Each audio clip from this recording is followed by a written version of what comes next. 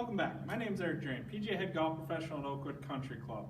And in today's off-season lesson, we're going to be discussing chipping. I did a little poll last week, and chipping beat putting. I got a couple off-season lessons video left. Hopefully this is one of the last times I'm shooting indoors as the weather's starting to improve outside. But I'm going to do chipping today. I'll do putting later on today, and release those videos, the putting video later this week. But to start off, we're going to talk about chipping and trajectory control today. Okay? So a lot of you know trajectory control is opening and closing the face to control your trajectory. There's a few other things we can do to control trajectory without having to manipulate the face so much. So the first thing we can do is address our setup. So with our setup, my standard setup here for a normal 30-foot chip shot, I'll set it back my stance, and I'm about 3 club head lengths away from the golf ball right now in my normal setup. This will vary depending from player to player, height, arm length, all that thing factors in, but find your normal chipping setup stance, okay? And if I want to hit a lower trajectory shot with the same club, all I'm going to do is step in a little bit, okay? And what that's going to do is it's going to raise the handle of the club. Where this really comes in handy is on those tight lies around the green, okay? So if you get a tight lie around the green and you just use your basic setup, you're bringing the full soul of that golf club into play. So if I stand a little closer, that shaft's going to tilt, and what am I doing? I'm bringing that toe of the club more into play than the heel, so I don't have to worry about that heel catching on the ground. So this is a great shot to play from those tight lies. So I'm going to take the tightest lie I have here off the carpet. I'm going to stand a little closer and bring that heel of the club off the ground, and then just make my normal chip shot. And I was able to clip that one very cleanly. Okay? Now on the opposite end of the spectrum, if I get in the rough and I want to still create some speed and open that club face, I'm just going to stand a little further away. So when I stand a little further away, what's that do? That drops the handle, and it also gets the club face opening. Okay?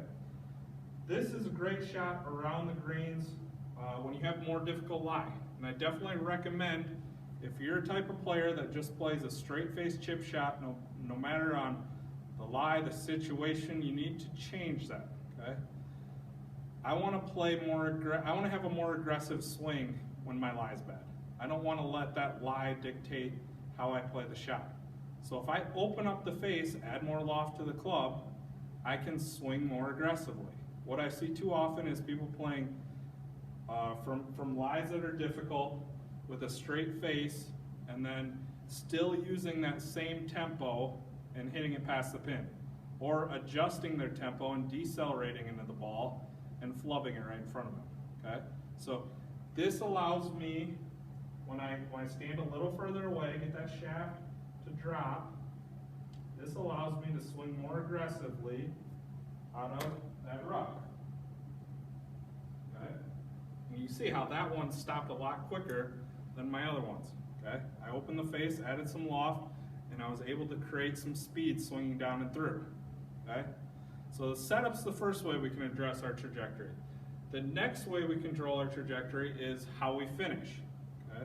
So I learned this one from Michael Breed at one of the seminars he gave to the Iowa PGA. He had an exit system. So the way he saw it is, exit 1's the furthest down the road. Okay? And that, if I follow exit 1, I'm going to hit the lower shot. If I take exit 2, which would be not quite as far down the road as exit 1, and I exit more in this range, that's my mid-trajectory shot. And if I want to hit that higher shot, I'm going to take the close exit, okay? So I'm going to look to exit right away. So I want to get those hands right over by my left pocket when I finish. So as I come in, my hands are here, okay? Exit 2, I'm more out here. Exit 3, I'm more out in front of me, okay? So those 3 exit points to where I'm finishing with the club also can control trajectory. So if I match those with some of my setups, so obviously if I'm going to hit the lower shot, let's match our close setup with our farthest exit, our exit 1, which means we're keeping that club going down the line, down the road as far as we can. And we're also standing closer to it. That's going to produce a very low shot. And you see, that came off a lot lower than that shot I hit before where I was standing farther away from it, okay? So now let's take that first exit, that quick left exit, and also stand farther away from it and let that shaft fall down. Okay. That shot came off a lot higher and it also had a lot more spin on it. Okay? So keep this in mind. We don't always control trajectory with how we set the face. We can do it with our setup, and we can also do it with how we exit as we come through the shot. I want to thank you for joining me for another lesson today. Don't forget to subscribe to my page down below so you get updates on when I send out all my new videos. And hopefully spring's here before we know it and we're back to golfing and shooting videos outside. Thank you, and remember, let me help you play better golf.